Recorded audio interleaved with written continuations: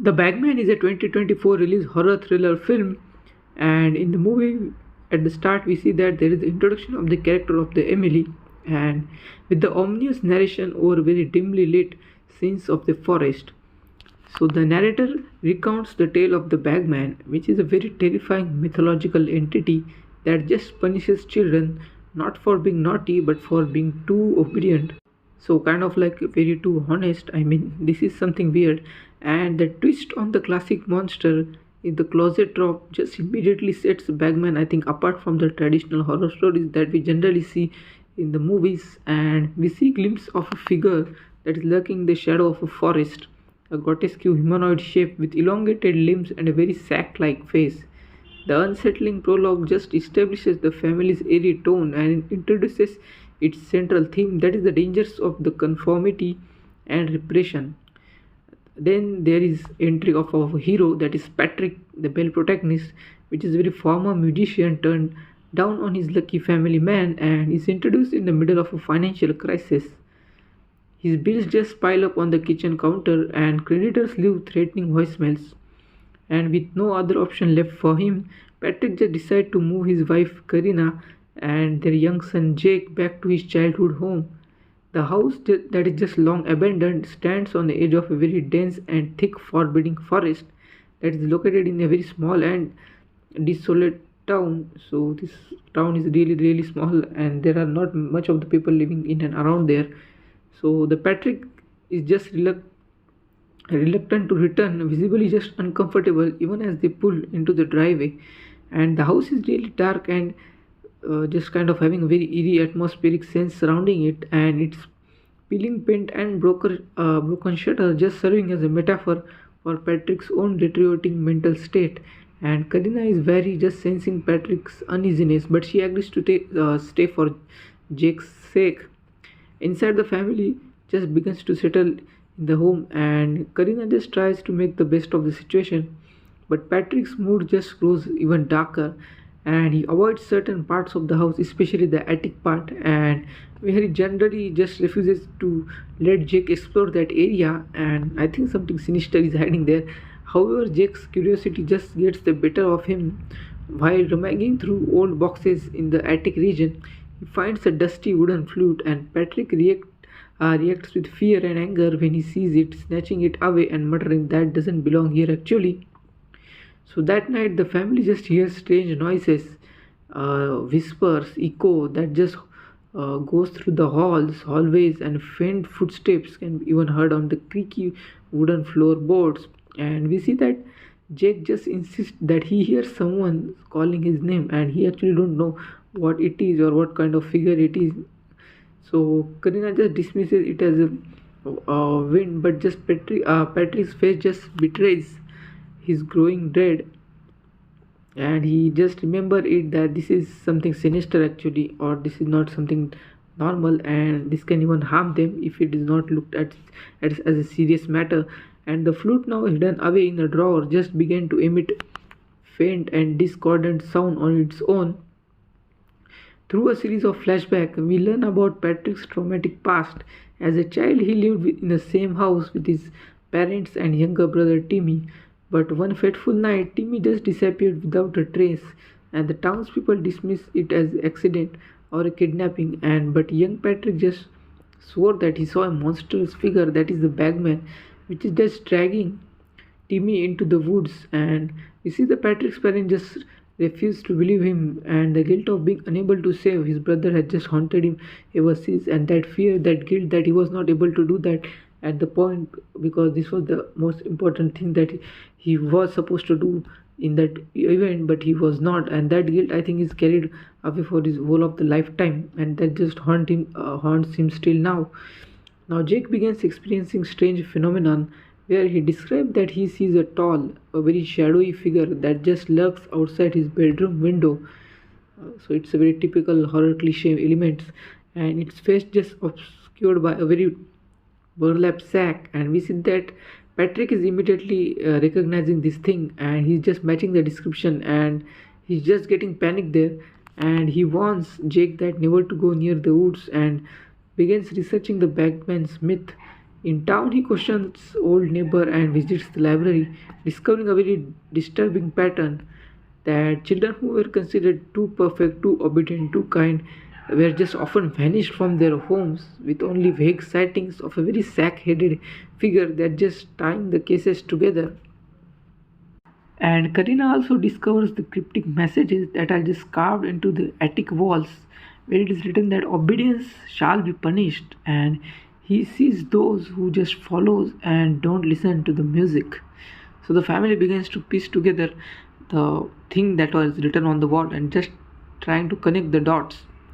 And the Bagman's twisted logic that he plays on children who are just overly obedient, too sincere, too honest, and punishing conformity instead of rebellion. The inversion of the typical be good or the monster will get you just serves as a very commentary on the dangers of suppressing the individuality of a person. We see on one stormy night, Jake is just lured outside by the haunting sound of the flute, and we see that Patrick just catches him just as he reaches the edge of the forest. The Bagman just emerges from the shadows for the first time in a full view. That is a very grotesque humanoid creature with really, really unnaturally long limbs and its sax like face just shifting and acting as if alive. And Patrick freezes in terror, but the creature just retreats into the woods, leaving behind only the faint echo of its flute music. Actually, I think the description of the Bagman is slightly similar to that of Slender Man, especially the body part. If you see, like the long limbs part, and so kind of making it and giving it a very elongated feel. If you just compare both of them side by side, you can see that except the head, head part, because it has distinctive head in the case of Bagman, but in case of Slender Man, I think it has no distinctive head. It's a really different creature altogether, but especially the body part, I think it's very similar. Then we see that Patrick just becomes obsessed with protecting his family, and he boards up the windows, install locks on every door, and creates makeshift trap around the house to just be alert, as well as if anything unnatural is going on, he can get that, or even if he can catch the Bagman at any instance. And Karina is just frustrated and scared at the same time, accuses him of losing his grip on the reality. Their arguments just grow more heated as the Bagman's presence becomes more intrusive as the time passes in the movie. We see that Jack just becomes eerily compliant, and he just following every instruction to the letter. And now Patrick just begins to fear that Jake's obedience is making him a very vulnerable target there. Now Patrick just ventures into the woods and determined to confront the Bagman. He discovers a very chilling scene, that is a clearing filled with the remnants of the Bagman's past victim, that is the torn clothing, the broken toys, and the other stuff related to that, and even the children drawings that are just scattered there around a very crude shrine that is made up of sticks and bones. And among the debris, Patrick just finds a photograph of his brother Timmy, confirming his worst fear that the Bagman has been stalking his family for not only now but for a very long time, I think for some decades or what. And the Bagman's attacks just escalate, and the house just becomes a battleground, or the field of battleground, and with the furniture just being flung across rooms and the walls were just oozing black, and there are tar-like substance, we see that. And now we suspect that the character of the Jake just begins to fall under the Bagman's influence here, speaking in a very cryptic phrases and playing the flute with a very unnerving precision that has never been played before. And now Karina just pleads with Patrick to leave the house, because this is the time that they should get out, because the condition is not in their hand and it is just going out of control for them. But he insists that they must face the creature to end the cycle. And on one fateful night, we see that Bagman strikes again. Jack vanishes from his room, and Patrick and Karina just find the front door wide open. While following the sounds of flute, they just race into the woods, desperate to save their son. The Bagman's presence is just palpable, and the air growing colder and heavier with each step. And in a very dark, clearing uh, atmosphere, we see that Patrick just confronts the Bagman. The creature removes its mask, revealing a very horrifying face that resembles Patrick's brother Timmy. Actually, that face is kind of distorted, but see that it is kind of having resemblance. The Bagman just mocks Patrick, suggesting that it feeds on guilt and unresolved trauma of an individual person. Patrick now realizes that the Bagman is not just a physical threat, but it is also a manifestation of the deepest fear, deepest grief, or deepest thing that we have not achieved in our life, or we just have the fear of it. And to save Jake, Patrick just offers himself to the Bagman, and here he declares that you won't take him, but take me instead. And he just utters to Bagman, and the Bagman kind of just accepts the bargain, dragging Patrick into the darkness. We see that everything is right dark there in that little tunnel way where he is gone, and we can see the atmosphere is really, really dark and suspenseful. So as Patrick disappears, he tells Karina and Jake to run. Karina grabs Jake and just flees, and the creature literal laughter just echoing behind him. Karina and Jake, after this incident, are very traumatized, very haunted, very frightened, because this is something that you would not expect for to a family that would happen, and they are just trying to move on from this incident, and so they move to a new town actually, to let go of the things that had happened in their past, and so they are leaving the cursed house behind as well, and they are here just trying to rebuild their lives, but the trauma just lingers, and Jake keeps the fluid, believing it that it holds some kind of a very protective power. Karina, while meanwhile struggles with the loss of Patrick and knowledge that the Bagman might still out be there and looking for them.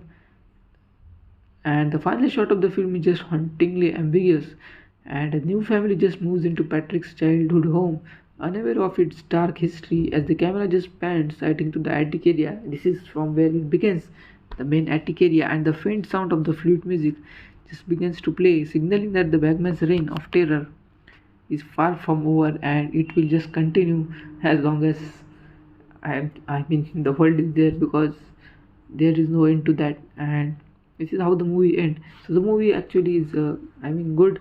The first half of the movie just fell kind of off for me, because there was not much of the character building or the story building that mainly contributed towards the end, where we have the fight between both of them and the real tension just escalate in the final scene. Before that, there were not much of the things to talk about. The pacing was slow actually. Maybe we have been little bit better for the pacing issue, and writing was crisp. Many of the dialogue just hit, especially the obedient dialogue. I think it really hit upon me, because that was great, and it just fits into the condition so well. So if you hear it for the first time, I mean it's just too good, and it just fits the situation so well. And it's kind of very strange to hear that some creature that is kind of a Bagman, and that is just trying to get the kids off who are just kind of being too obedient or too polite instead of being too naughty. So this is kind of very contradictory to a regular theme, I think. And so if you talk about the theme and symbolism of the movie, I think the Bagman's punishment of obedience, I think, just challenges societal norms, as I discussed earlier, and it just critiques the blind conformity and the suppression of individuality here. We see the character of the Patrick just struggles with the brother's disappearance, and it just mirrors the external threat of the Bagman that is blurring the line between psychological and supernatural horror. We see that Patrick's ultimate sacrifice, I think, underscores the lengths parents will go to protect their children, even at the cost of their own life. I think this was the most impactful scene of this movie that just really felt hard, that he was even trying to get him on the board, that he will bargain for his child. I think for Jake, that was the brilliant of this movie, and the feel of the scene just hit me, because as a parent, I mean, you can even feel that, because that was the great thing of this movie. And it was directed by Com McCarthy, and I think he really did a great job, just trying to deliver a very good psychological thriller, a horror thriller movie. So I think he did a really great job, but I really think on the other side that it may have been better, but I think it is good, I think. And the movie was having, I think, a very unique premise, that is the concept of a Bagman as a creature that just preys on very obedient children. I think it is kind of very fascinating if you hear it for the first time, and not of a typical very horror folklore or we that generally see or hear. And atmosphere and cinematography, I think, just excels in everything. And Sam Claflin, I think, just delivers a very standout performance as Patrick, acting a man that is just burdened by the unresolved trauma. I think his father's portrayal to desperate his family, protect to desperate his to desperate to protect his family. I think while grappling with both guilt is I think compelling and heartbreaking at the same time. The Bagman design was effective as well. Its physical appearance, just like tallness, the sack-like face, and everything was I think genuinely unsettling. And so this is how the movie is. If you like such breakdowns, do like, share, and subscribe Cinema Shadows. Thank you for more.